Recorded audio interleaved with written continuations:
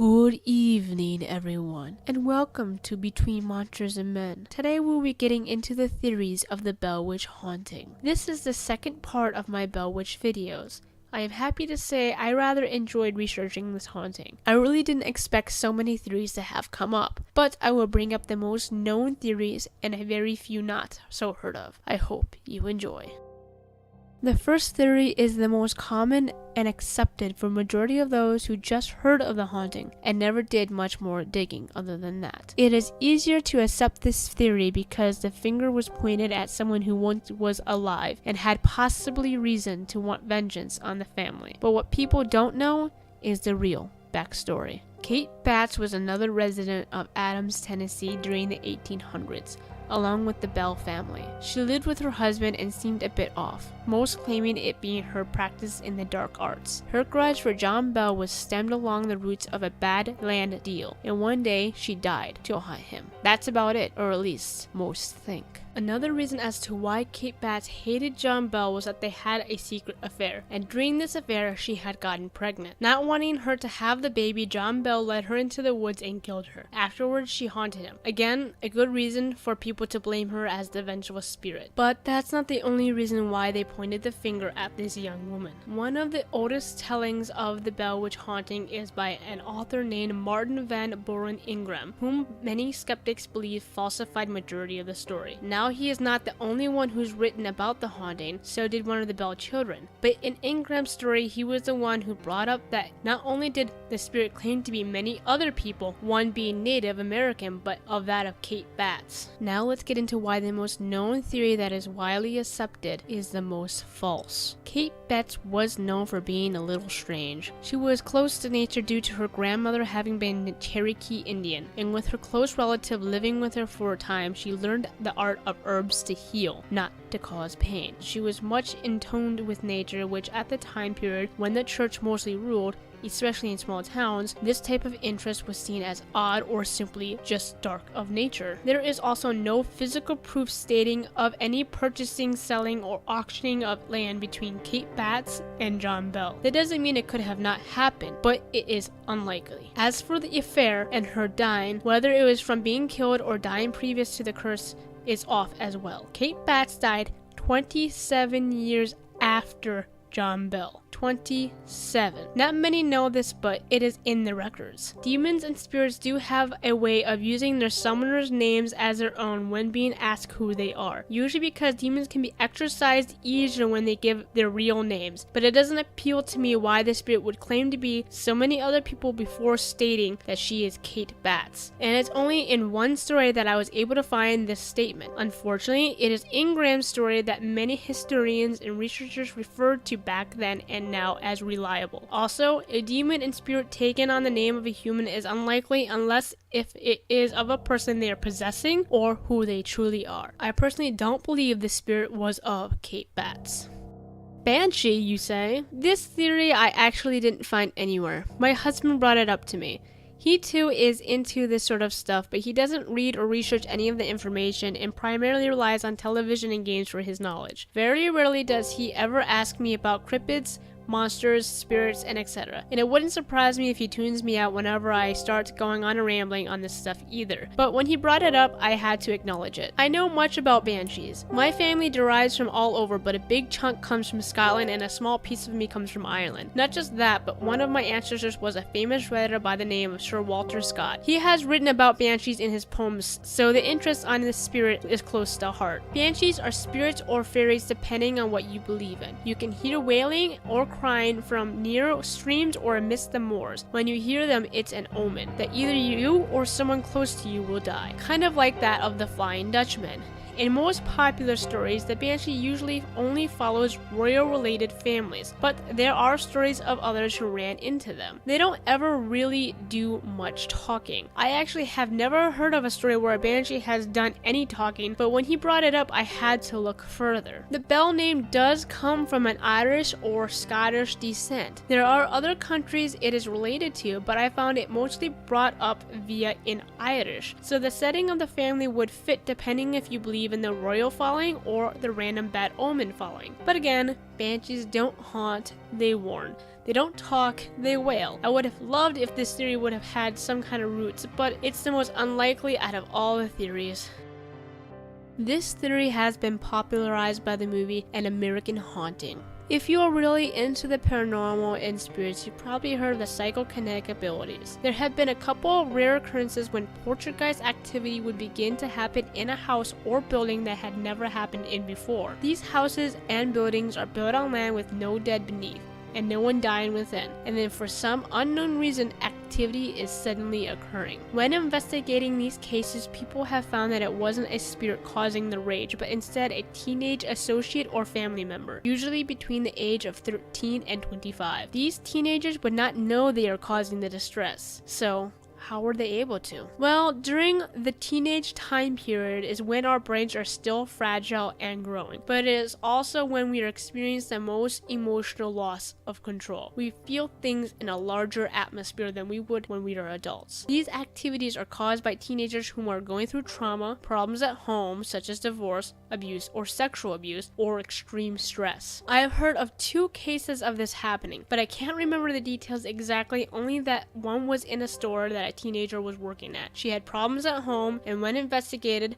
they found out that the activity would only happen when she was there and stopped when she quit. When the activity began on the Bell farm, Betsy Bell was entering puberty, and it is suggested by word of mouth that Betsy Bell and John Bell had an incestuous relationship that distressed her. Many believe because of this that the activity attacked John, and the reason why it attacked Betsy as well is due to another psychological trauma. When a woman is sexually abused, many traumatic things go through their head, but one thing in particular sticks out the most, and that is that they feel guilty. They couldn't protect themselves. Due to her own thought process and feeling guilty, the activity could have also came for her. The downfall on this theory is that psychokinetic abilities only cause noises and physical pains, such as throwing things, scratches, etc., but not verbal communication. But it is possible for Betsy to have felt so much anguish, pain, anger, guilt that she may have unconsciously summoned an evil presence. It is not unheard of. But here is what a clairvoyant has to say about these theories of abuse. Sarah Dulaney Pugh, a Mississippi clairvoyant, said that she got her information directly from Betsy Bell. Sarah grew up in a Christian household where she felt she had to keep her abilities a secret, and only when she got older did she feel safe enough to go out into the world to use them for their own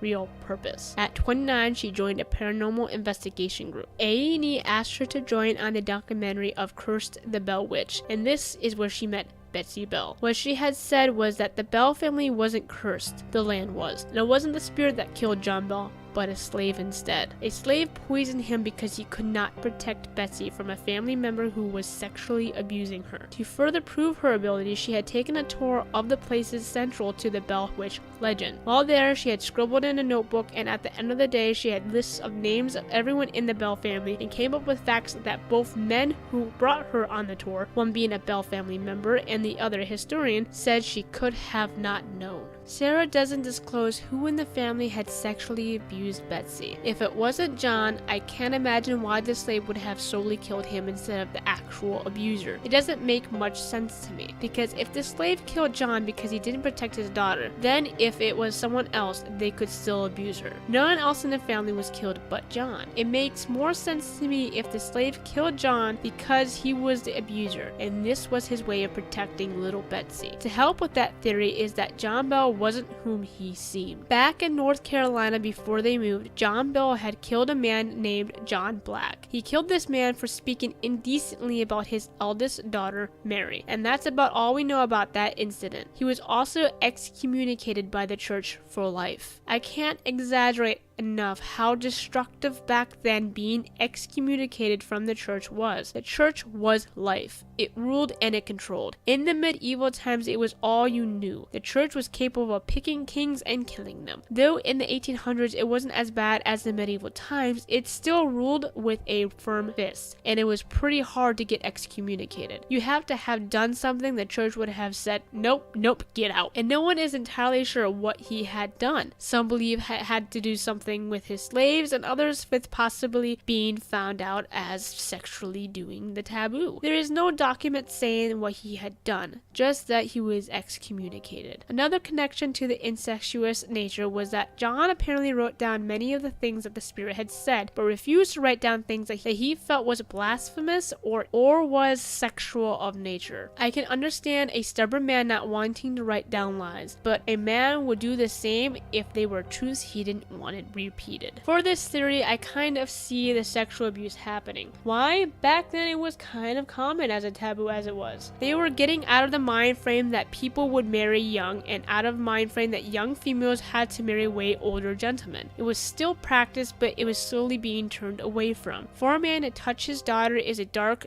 thing to think about in this time period. A man could be killed on the spot from a person walking in on it now, but back then, when men ruled, they could almost get away with anything. I mean, John Bell killed a guy for speaking wrong of his daughter and walked away without a slap on the hand. Out of all the theories, this one should be the most thought of one out of them all. When you walk onto someone's grave, you can almost feel their presence, their touch, their longing for life again. But when you build, that touch can become harmful. The activity took quite a few years before really kicking in, but long enough for John Bell to buy more land and begin adding onto it. Building and adding onto a gravesite has been heard of awakening or upsetting the spirits who once lived there, turning their intent from just watching you to wanting to harm you. It's like a stranger coming into your house, changing everything about it you once loved, and leaving. You'd be angry too. The land the Bell farm and cave were on was and still is a Native American burial ground. There are still stones that the natives put on the ground on that land that indicated someone was buried underneath. In the show Curse the Bell Witch, which is a documentary of a descendant of the Bell family trying to find an end to his family curse, it is mentioned on 2 different occasions from 2 separate mediums that a Bell descendant was being followed by a little native girl in a white dress with ruffles at the sleeves. Sometime during the show they asked her a few questions. She replied that something had happened to her on the Bell land before the Bells lived there. In the visions, the medium saw the little girl with long black straight hair was bringing food to a tree. According to historian Pat Fitzhugh,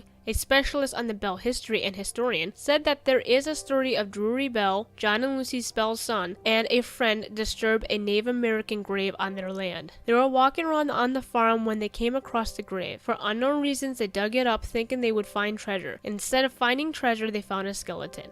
And again, for unknown reasons, they took the skeleton's jawbone and brought it back to the Bell home as a souvenir. When John Bell found out they had the jaw, he scolded them and demanded they better go back to bury it. One of the boys, angry for being yelled at, threw the jaw down on the porch very hard before taking it back to be buried. After this, and before the Bell Witch manifested, there was a spirit looking for a lost tooth. The Bells summed up the activity. The spirit must have been looking for the tooth that could have been broken from the jaw that one day. John and a few others began shifting through the dirt under the porch in search of this tooth, but they found nothing.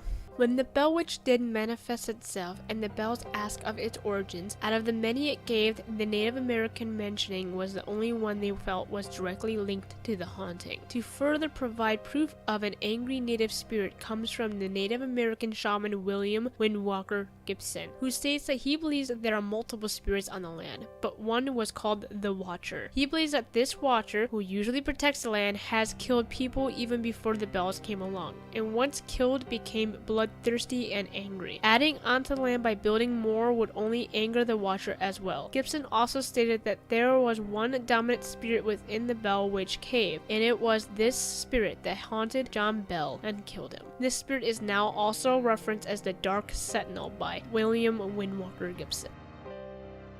Most of the information that we've obtained as a group on the Bell Witch haunting comes from Ingram's book that I have mentioned before. And like I have mentioned, many skeptics and historians believe his retelling is more folklore than reality. But his work has already made its rounds to many historians, investigators, and storytellers to be separated now from fact or fiction. An example of this Ingram's book was the one that mentioned Andrew Jackson's visit to the Bell Witch Farm. However, paranormal investigators Benjamin Radford and Brian Dunning say that there was not a lick of evidence of Andrew Jackson's ever visiting the farm. During these years that he would have visited, Andrew Jackson's activities were well documented, but nowhere in history or in his own writings did he mention or acknowledge the Bell family. The proof that Brian Dunning uses is that during the 1824 presidential election, it was infamously malicious, and that his opponent would have never overlooked the opportunity to hold a pitchfork to Jackson with the lost fight against the witch. But even Brian Dunning and Benjamin Radford could be wrong,